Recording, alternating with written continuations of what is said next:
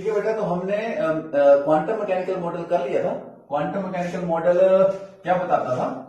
Quantum mechanical model, quantum mechanical model, ठीक है।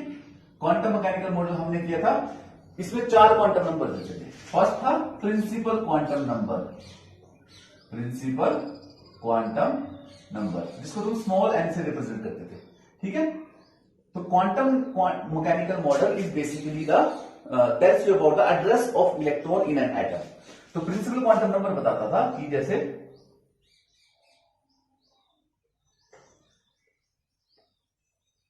देखो कितने सेल है इसके, के एल एन, ओके। सो अगर एन की वैल्यू 1 है तो मतलब इलेक्ट्रॉन किस सेल में है? तो के सेल में है, ठीक है। एन की वैल्यू अगर 2 आती है तो इलेक्ट्रॉन किस में है? एल सेल में है। तो ये बताता था कि अच्छा एटम में है पर के में है, एल में है कि एन में है, कौन से मेन सेल में है, कौन से मेन सेल में है। मेन सेल का बताता था principal quantum number represented by small n, ठीक है। फिर आ जाता था azimuthal quantum number, azimuthal quantum number, ठीक है, azimuthal quantum number, okay. So ये बताता था सब शेल के बारे में, सब शेल। अब हर एक मेन शेल, के के अंदर, एल के अंदर, एम के अंदर, हर एक मेन शेल के अंदर सब शेल थे, ठीक है।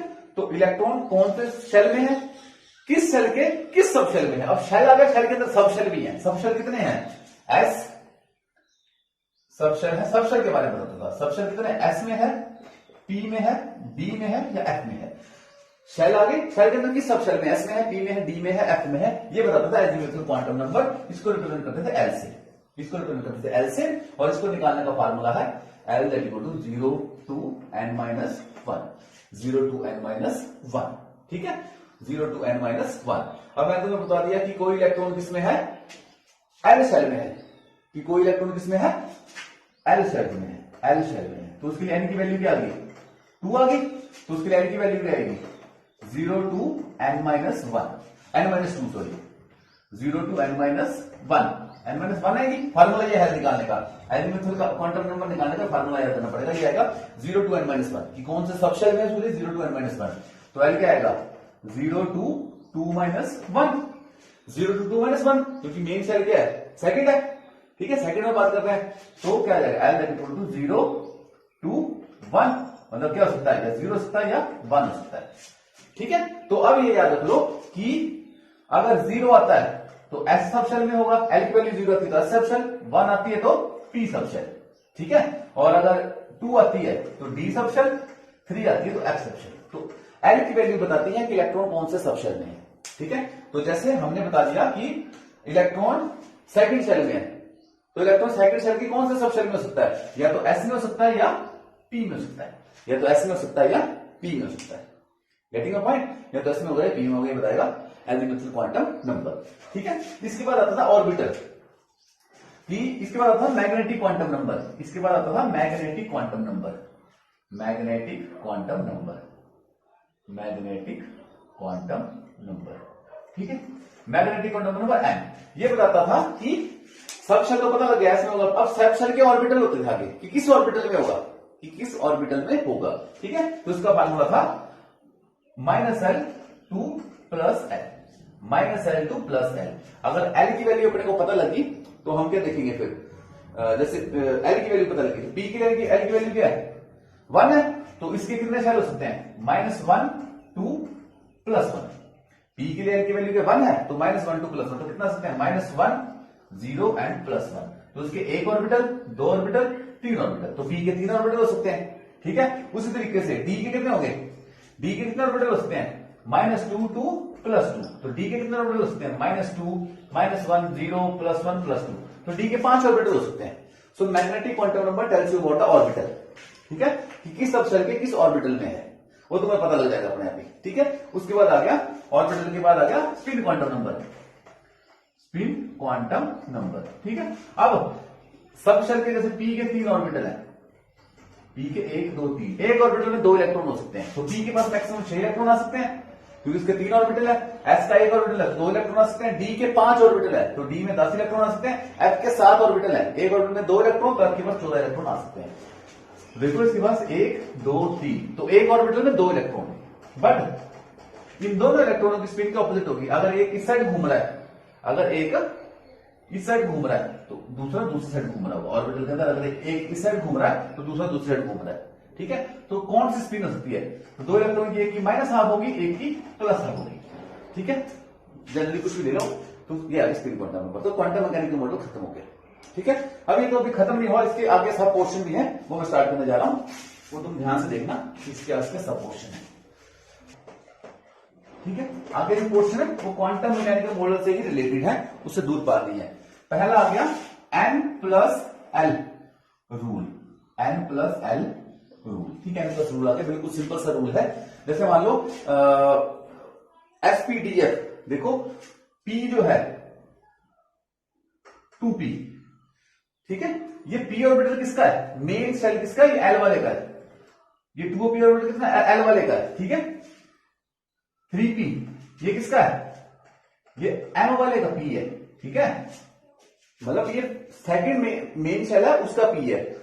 देखो अब SPDF तो सब में होंगे, K में भी SPDF होंगे, L में भी SPDF होंगे, एल में भी जितने भी मेन शेल है सबके अंदर SPDF होंगे, बट सबकी एनर्जी अलग अलग होती है, सबकी एनर्जी क्या होती है? अलग अलग होती है, ठीक है।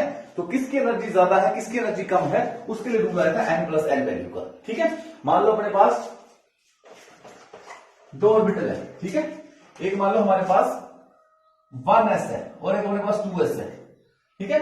1s मतलब फर्स्ट वाले मेन शेल का s ऑर्बिटल और 2s मतलब सेकंड वाले मेन शेल का 2s ऑर्बिटल। अब किसकी एनर्जी ज्यादा होगी, किसकी एनर्जी ज्यादा होगी, इसके लिए रूल आया था N प्लस एल रूल, मतलब इसकी N प्लस एल वैल्यू को प्लस कर दो। तो 1s के केस में, 1s के केस में N क्या है? 1 है, और L की वैल्यू क्या होती है? S के लिए तुम्हें पता ही है, L की वैल्यू S के लिए 0, P के लिए 1, D के लिए 2, F के लिए 3 ऐसी होती है। तो N प्लस एल का मतलब आ गया N कितना है? 1 है। S के लिए L की वैल्यू कितनी आएगी? N आ गया ना, N कितना आ गया? 1 आ गया। L कितना आएगा? S के लिए 0 आएगा, तो उसका आ गया 1, ठीक है। 2s के लिए क्या होगा? 2s के लिए आ गया N कितना आ गया? 2, और S की वैल्यू, L की value N plus L, N तो 2 आ गया, L क्या है? S के लिए 0 आएगा, तो 2 आ गया। जैसे 3p आ गया, 3p आ गया, तो यहां पे N की वैल्यू क्या आ गई? 3 आ गई, और L की वैल्यू क्या आएगी? P के लिए 1 आएगी, तो 4 आ गई, ठीक है।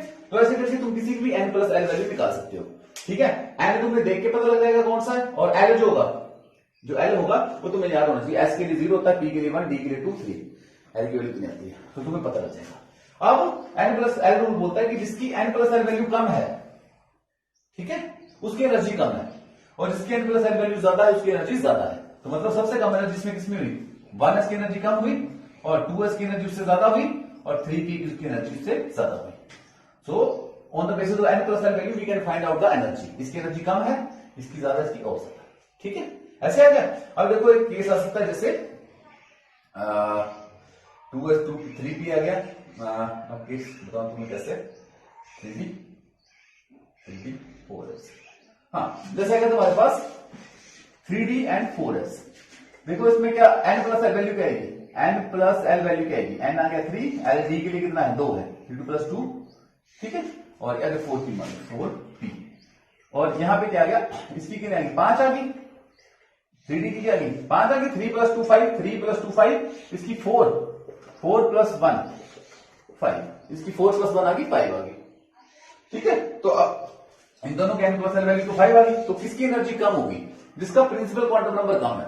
तो 3d की एनर्जी कम होगी, 4p की एनर्जी ज्यादा होगी। जिसका प्रिंसिपल क्वांटम, अगर N plus L value same आ जाती है तो प्रिंसिपल क्वांटम नंबर देखते हैं, जिसका प्रिंसिपल क्वांटम नंबर सेम होगा उसकी वैल्यू कम होगा, उसकी वैल्यू एनर्जी की कम होगी। So this is N plus L rule, okay, this is N plus L rule, ठीक है। इसी के बेस पे बना था ऑफ बाउ नाम का एक साइंटिस्ट था। तो ऑफ बाउ ने क्या किया? ऑफ बाउ अरेंज्ड ऑर्बिटल्स। अब ऑर्बिटल बड़े सारे होंगे, 1s हो सकता है, 2s हो सकता है, 3s हो सकता है, 4s हो सकता है, 5s हो सकता है, there can be different orbitals. तो Aufbau arrange orbitals in the increasing order of their energy, in the increasing order of their energy, उसको बोलते हैं ऑफ बाउ प्रिंसिपल, उसको बोलते हैं ऑफ बाउ प्रिंसिपल, ठीक है। ही अरेंज ऑर्बिटल्स, ये 1s 2s 3s के ऑर्बिटल्स हैं। ही arrange orbitals in the increasing order of their energy, ठीक है, उसी को बोलते हैं ऑफ बाउ प्रिंसिपल। तो उसने जब कैसे बनाया था वो याद रखो, 1s 2s 3s 4s 5s 6s 7s, ये 7s तक जाएगा। अब 1p नहीं होता, p से हटा 2p, 3p, 4p, ध्यान से देखो 5p, 6p और 7p, इतना आ गया। ठीक है, फिर आएगा d आएगा। अब d जब बनाओगे तो एक नीचे से छोड़ दो और एक ऊपर से छोड़ दो, बाकी भर दो। ठीक है, फिर आ गया f, एक ऊपर से छोड़ दो एक नीचे से छोड़ दो। ठीक है, ऐसे करके बनाना सीख लो। ये साथ चल जाएगा, इसमें ये रहेगा, उसने एक ऊपर से छोड़ दिया। अब क्या बना, अब इसने देखो कैसे अरेंज किया, ऐसे ऊपर से नीचे। सबसे कम एनर्जी 1s की है, उसके बाद 2s की है, 2s से ज्यादा एनर्जी 2p की, 2p से ज्यादा एनर्जी 3s की। ऐसे लाइन बन गई है, अपने आप लाइन बन जाती है। ये उसने लाइन लगा दी। ठीक है, ऐसे 1s 2s 2p 3s, मतलब उल्टा करके जाएगा, 3p 4s 3d 4p 5s 4d 5p 6s। ठीक है, तो एस में देखो मैक्सिमम कितने इलेक्ट्रॉन आ सकते हैं, एस में एक ऑर्बिटल होता है, एस में 2 इलेक्ट्रॉन आ सकते हैं, पी में मैक्सिमम 6 इलेक्ट्रॉन आ सकते हैं, डी में मैक्सिमम 10 इलेक्ट्रॉन आ सकते हैं और एफ में मैक्सिमम 14 इलेक्ट्रॉन आ सकते हैं। ठीक है, अब मैं तुम्हें बोलूं कि सोडियम की इलेक्ट्रॉनिक कॉन्फ़िगरेशन लिखो, सोडियम की इलेक्ट्रॉनिक कॉन्फ़िगरेशन। इलेक्ट्रॉनिक कॉन्फ़िगरेशन का मतलब है कि किस ऑर्बिटल में कितने इलेक्ट्रॉन जाते हैं। तो सोडियम का एटॉमिक नंबर कितना देखो 11। तो कैसे स्टार्ट करेंगे, 1s से। 1s में कितना जाएगा 2 इलेक्ट्रॉन, 1s2, 2s में कितना जाएगा 2 इलेक्ट्रॉन, 2s2, 2s2 का जाएगा 2p6, 2p6 कितने हो गए 2 2 4 6 10 हो गए। p में 6 जाते हैं, d में 10 है, f में 14, याद रखना। 1s2, 2s2, 2p6 and 3s1। So this is the electronic configuration of sodium. तो ओबो प्रिंसिपल का इस्तेमाल किस लिए किया जाता है, इलेक्ट्रॉनिक कॉन्फ़िगरेशन लिखने के लिए, कि सोडियम का देखो पहले 2 इलेक्ट्रॉन 1s में चले गए, अगले 2 2s में गए हैं, फिर उससे अगले 6 इलेक्ट्रॉन सेकंड के ही p में चले गए हैं। ठीक है, अब उससे अगला इलेक्ट्रॉन थर्ड के s वाले ऑर्बिटल में गया है, तो हमें पूरा पूरा पता लगा इलेक्ट्रॉन कहां कहां गए हैं। Getting the point. जैसे कोई बड़ा ले लो, जैसे सिल्वर ले लो, सिल्वर की लिखो, सिल्वर की Ag की, जिसका एटॉमिक नंबर होता है 47। ठीक है, तो उसकी इलेक्ट्रॉनिक कॉन्फ़िगरेशन लिखो, देखो कैसे स्टार्ट हो जाएगी, 1s2, 2s2, 2p6, 3s2, 1s2, 2s2, 2p6, 3s2, क्या बनेगी 1s2, 2s2, 2p6, 3s2, फिर उसके बाद 3p6, 4s2, 3p6, 4s2। ठीक है, अब 3d10, d में 10 होते हैं, 3d10, 4p6, 3d10, 4p6। ठीक है, एंड 5s2, 5s2, उसके बाद क्या क्या 4d10, 4d10 कितने हो गए देखो 2 4 10 12 18 20 30 36 36 देखो 36 हो गए, 38 38 और 10 48 हो गए, 38 और 10 48 हो गए। अपने को कितने चाहिए, अपने को चाहिए 47, तो यहां पर 49 कर लो। ठीक है, ओके। सो इस तरीके से तुम किसी भी एलिमेंट की तुम्हें कॉन्फ़िगरेशन बता दो तो कॉन्फ़िगरेशन निकाल सकते हो। और कॉन्फ़िगरेशन निकालने का फायदा क्या होगा, वो अगला चैप्टर केमिकल बॉन्डिंग, उसमें कॉन्फ़िगरेशन का इस्तेमाल होगा सारी की सारी का। ठीक है, केमिकल अगले जो लेक्चर पीरियोडिसिटी और केमिकल दिस बॉन्डिंग, थर्ड और फोर्थ चैप्टर, उसमें सारी इलेक्ट्रॉनिक कॉन्फ़िगरेशन का इस्तेमाल होगा। अब तुम्हें वो 2 8 18 वाला रूल भूल जाओ, अभी वाली इलेक्ट्रॉनिक कॉन्फ़िगरेशन याद कर लो।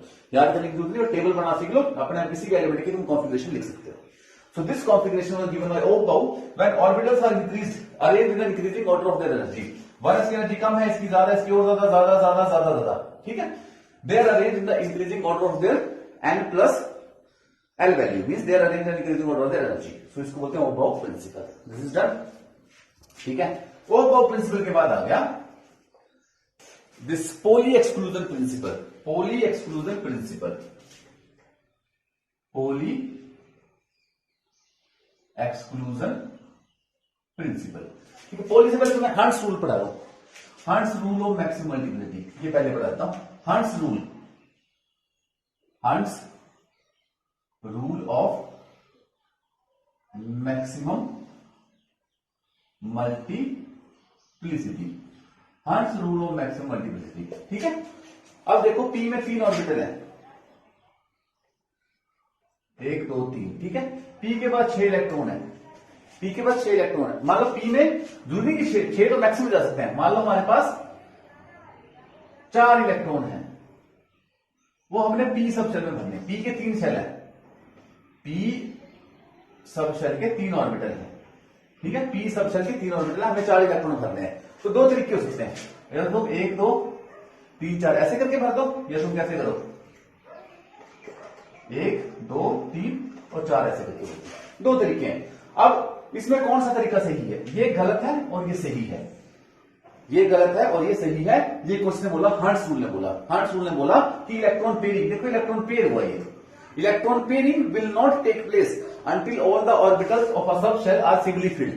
अरे अगर हर एक इलेक्ट्रॉन में, जैसे 3 है, पी में हमने 3 इलेक्ट्रॉन भरने थे, पी में हमने 3 इलेक्ट्रॉन भरने थे, ठीक है। तो हम कैसे भर सकते थे? 1 2 3 और एक तरीका था 1 2 3। ये दो तरीके हैं, ये वाला सही है। हमने इलेक्ट्रॉन पेयरिंग तब तक स्टार्ट नहीं करनी है जब तक सारे ऑर्बिटल में एक एक इलेक्ट्रॉन ना चला गया हो। इलेक्ट्रॉन पेयरिंग हमने तब तक स्टार्ट नहीं करनी जब तक सारे ऑर्बिटल में एक एक इलेक्ट्रॉन चला ना गया। This is known as Hund's rule of maximum multiplicity. Electron pairing will not take place, electron pairing will not take place until all the orbitals of a subshell, p के जितने 3 orbital है, all the orbitals of the subshell are singly filled. मतलब हर एक में अगर एक electron ना चला गया ना, तब तक आपने इलेक्ट्रॉन पेयरिंग स्टार्ट नहीं करनी है। This is hertz rule of maximum multiplicity. Means electron pairing in orbitals of a subshell, electron pairing in the orbitals of a subshell will not take place until all the orbitals are singly filled। Singly field का मतलब अगर हर एक orbital को एक एक electron ना मिला हो, तब तक पेयरिंग स्टार्ट नहीं करनी है। This is hertz rule of maximum multiplicity, ठीक है। This is hertz rule of maximum multiplicity, okay. तो ये कर लो। इसके बाद एक छोटा रूल और बच गया, पॉली एक्सक्लूजन प्रिंसिपल। नाउ इसके बाद आ गया poly exclusion principle. Poly exclusion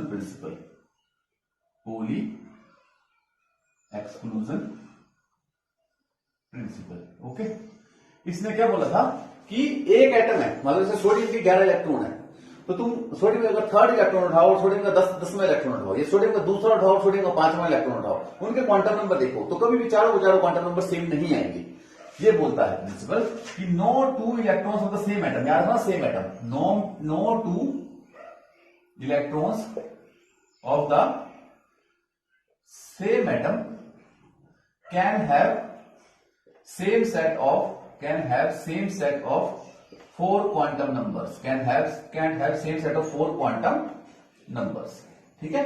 ये एग्जांपल से तुम समझ जाओगे। जैसे सोडियम देख लो, सोडियम की इलेक्ट्रॉनिक कॉन्फ़िगरेशन है 1s2 2s2 2p6 3s1। इसमें से कोई भी इलेक्ट्रॉन उठा लो, वॉलंटियरली कोई भी इलेक्ट्रॉन उठा लो। जैसे मैंने 2p का मैंने 5वां इलेक्ट्रॉन उठा लिया, 2p का मैंने 5वां इलेक्ट्रॉन उठा लिया, इसके बाद 6 है ना, तो इसका मैंने 5वां इलेक्ट्रॉन उठा लिया, ठीक है। और मैंने 2s का दूसरा उठा लिया, 2s2 का मैंने दूसरा इलेक्ट्रॉन उठा लिया। अब देखो क्या होगा, इसका n देखो, दोनों के केस में n क्या है 2 है, इसके केस में भी n 2 है, इस इलेक्ट्रॉन के केस में भी।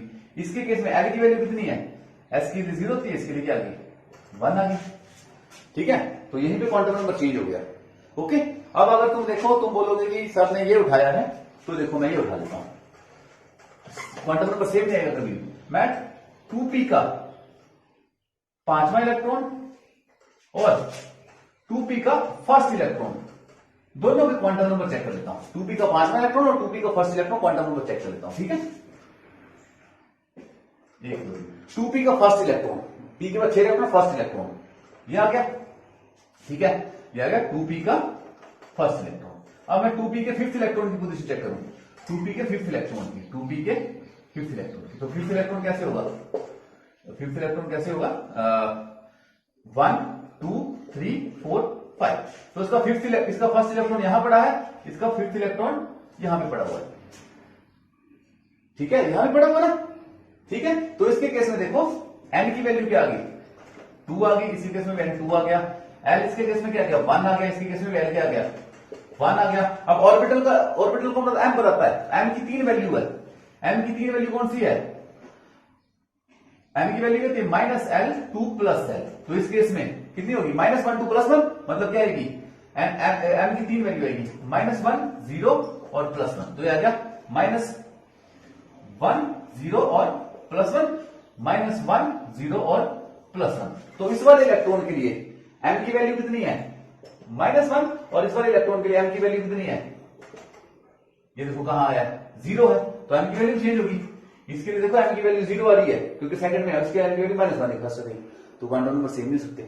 ठीक है, अब इसका भी देख लो, जैसे 1 2 3 थर्ड और फिफ्थ का ले लो। जैसे इलेक्ट्रॉन नंबर तुम बोलोगे थर्ड और फिफ्थ का ले लो, थर्ड का ले लो, इलेक्ट्रॉन कौन सा ले लो, सेकंड वाला ले लो, सेकंड और 5 का ले लो, सेकंड और 5 का, तो ये आ गया 1 2। ठीक है, इसके इस इलेक्ट्रॉन की बात करते हैं, इसके इस इलेक्ट्रॉन की बात करते हैं। तो यहाँ पे n इसका 2 है, -1 0 +1, l इसका 1 है, m इसका 0 है, सबका सेम आ गया क्योंकि ये भी इसमें है, ये भी इसमें है, पर इनका स्पिन अलग होगा। इसमें जो दूसरा इलेक्ट्रॉन फिफ्थ वाला है तो उसमें स्पिन अलग होगा, इसका स्पिन क्या होगा, -12 तो उसका स्पिन +12 होगा। तो no two electrons of the same atom can have same set of 4 quantum numbers. This is